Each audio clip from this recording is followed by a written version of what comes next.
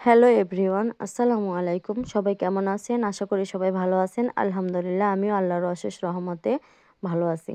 আমার এই টাইগার মুরগির বাচ্চাগুলো চিন্তা করতেছি, আর 1 মাসের মধ্যে ওদেরকে ওজন যখন চলে আসবে 1 কেজি, তখন ওদেরকে বিক্রি করে দেব।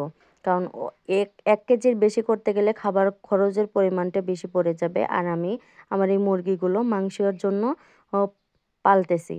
তো মাংসের জন্য পালতেছি জন্য ওদেরকে 1 কেজি হলে ওদেরকে বিক্রি করে দেব। বর্তমানে কিন্তু শীতের লাস্টের দিক আর গরমের ১ম দিক। তো এই সময়ে কিন্তু মুরগি অনেক রোগে আক্রান্ত হয়। ঠান্ডা, জ্বর এরকম অনেক রোগ হয়, করাইজা রোগ হয়। তো এইসব রোগ থেকে ওদেরকে রক্ষা করার জন্য আমি মাঝে মধ্যে ওদের মেডিসিন ব্যবহার করে থাকি, যাতে এইসব রোগ ওদের আক্রমণ করতে না পারে, রোগ থেকে মুক্ত হতে পারে। তো আমি মাইকোনিড, কসমিক্স এই ওষুধগুলো পানির সাথে মিক্সড করে তারপরে দিয়ে দিচ্ছি। তো ওরা সবসময় দেখি পানি খাওয়ার জন্য একদম আকুল হয়ে থাকে। পানিটা আমার একটু দিতে দেরি হইছে। নেওয়ার সাথে, সাথে মনে হয় যে ওরা খাঁচা থেকে বের হয়ে যাবে। তো মাঝে মধ্যে দেখা যায় যে আমি দিতেও পারি না, ওরা লাফায় নিচের দিকে পড়ে যায়। এমন একটা অবস্থা। তো মাশাআল্লাহ, আমার মুরগিগুলো অনেকটা বড় হয়ে যাচ্ছে। প্রায় ৭০০ গ্রাম হয়ে গেছে। সেদিন তো মাপলাম। যারা ভিডিওতে দেখছেন তারা অবশ্যই জানেন যে সেদিন মাপছিলাম, আর ওজন কয়েকটার ওজন আসছিল ৭০০ গ্রাম। তো আশা করা যায় যে এই ১ মাসে আমার মুরগি বিক্রির মতো হয়ে যাবে। তো এর মধ্যেই আমি ওদেরকে বিক্রি করে দেবো, আবার নতুন করে মুরগি তুলবো।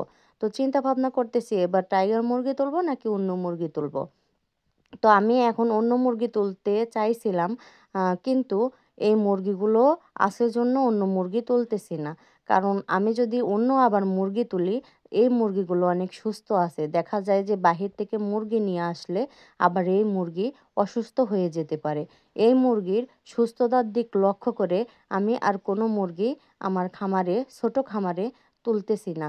কারণ এই অবস্থায় বাইরে থেকে মুরগি আনলে রোগ হতে পারে। এজন্য আমি আমার মুরগিকে সুস্থ রাখার জন্য অন্য কোনো মুরগি নিয়ে আসি নাই। তো আমার মুরগিকে পানি, খাবার এগুলো সব দিয়ে দিচ্ছি। এখন আমি দুপুরের খাবার দিচ্ছি। আমি ৩ বারে খাবার দেই, পানি দেই। আর বেশি পানি দিলে দেখা যায় যে ওরা পানি খাওয়ার ফলে ঠান্ডা লেগে যায়। এ কারণে আমি ৩ বার মেডিসিন দিয়ে দিই, ওদেরকে পানি দেই।